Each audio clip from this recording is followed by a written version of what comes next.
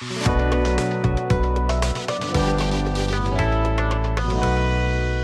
everyone, welcome back to the official YouTube channel of Broadway Degree Academy.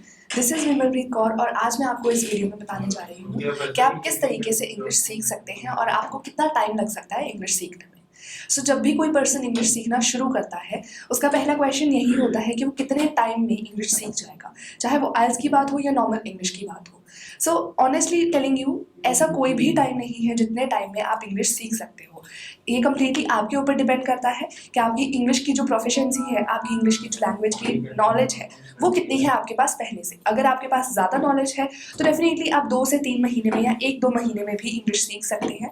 अगर आप का जो बेसिक है वो बहुत ज़्यादा वीक है इंग्लिश का एंड आपको बेसिक से स्टार्ट करना है, it will take 6 to 7 months या उससे भी ज़्यादा टाइम लग सकता है आपको इंग्लिश सीखने में।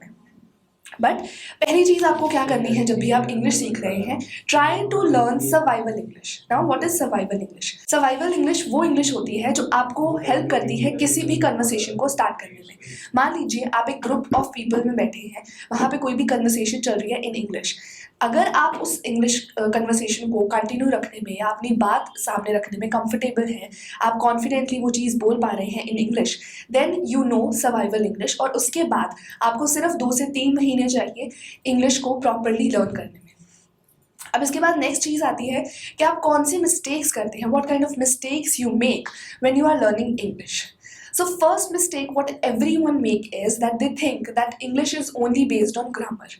English is not only about grammar. अगर आपकी ग्रामर अच्छी है तो इसका मतलब ये नहीं है कि आपको अच्छी इंग्लिश आती है, बिकॉज इंग्लिश में बहुत सारे फैक्टर्स होते हैं जो आपको ध्यान में रखने होते हैं। Not only grammar, not only tenses, nouns, pronouns etcetera. So जब भी आप इंग्लिश सीख रहे हैं, पहली चीज़ आप ट्राई कीजिए कि ग्रामर को अलग तरीके से रखिए, अलग तरीके से उसको देखिए, सीखिए। उसके बाद आपके जो भी डेली लाइफ में सेंटेंसेस होते हैं, आप उसको सुन के, कोई भी पर्सन जो आपसे बात कर रहा है इन इंग्लिश, उस चीज़ को सुनिए और उस चीज़ को रिपीट कीजिए। Would be the best way to learn English, अगर आप किसी को सुन के उस चीज़ को रिपीट कर रहे हैं, because when we observe someone at that time we can easily learn English और एनी अदर लैंग्वेज। इंग्लिश सीखने में पहली मिस्टेक जो बहुत सारे लोग करते हैं वो ऑब्जर्वेशन पार्ट को ऑन नहीं रखते हैं। जब आप अपनी ऑब्जर्वेशन को ऑन करेंगे, सेंटेंसेस को या जो भी वर्ड्स हैं उनको रिपीट करना शुरू करोगे डेली लाइफ में, तो आपके लिए बहुत ज़्यादा ईजी रहेगा इंग्लिश को सीखना।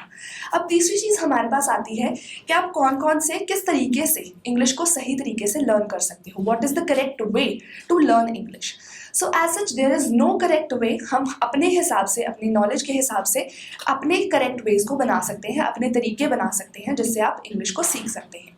Now according to me the best way और the correct way could be, पहली चीज़ आपको बेसिक वर्ड्स लर्न करने हैं। जब भी आप इंग्लिश सीखना शुरू कर रहे हैं, सो लर्न बेसिक वर्ड्स। जैसे कि स्माइल एक वर्ड है, तो आप इसके सिनोनिम वर्ड्स जब आप लर्न करना शुरू करोगे तो उसमें लाफ वर्ड आ सकता है। So these are the very basic words. Basic vocabulary से जब आप स्टार्ट करोगे तो धीरे धीरे with the time you can learn advance words and you can learn different kind of vocabulary words जो कि डिफिकल्ट भी हो सकते हैं।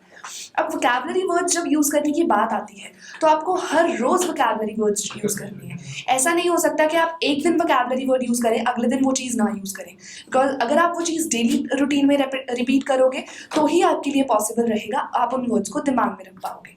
अब दूसरी चीज़ इसमें आती है think in English.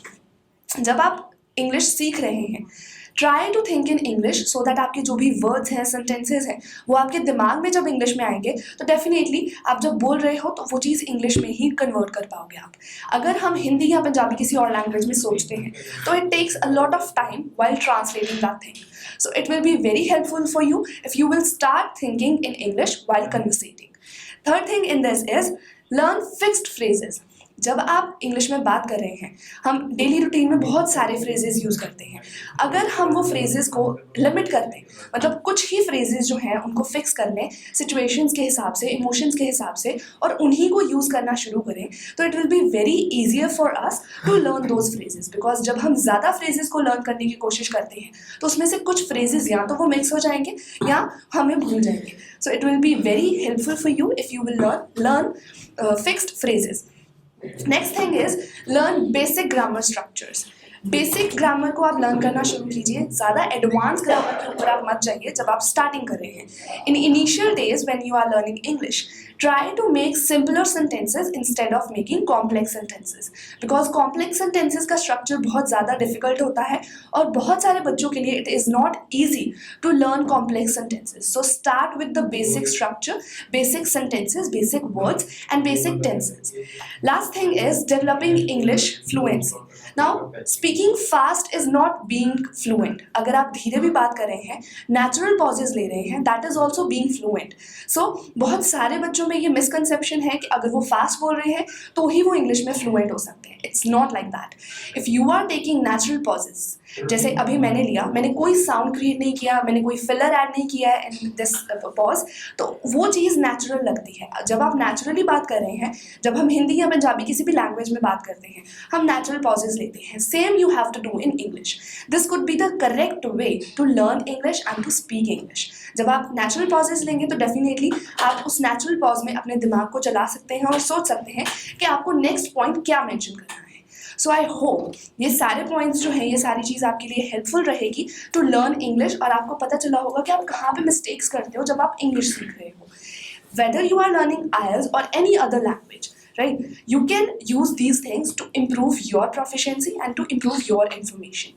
I'll conclude this video here, and do like the channel and subscribe to the video.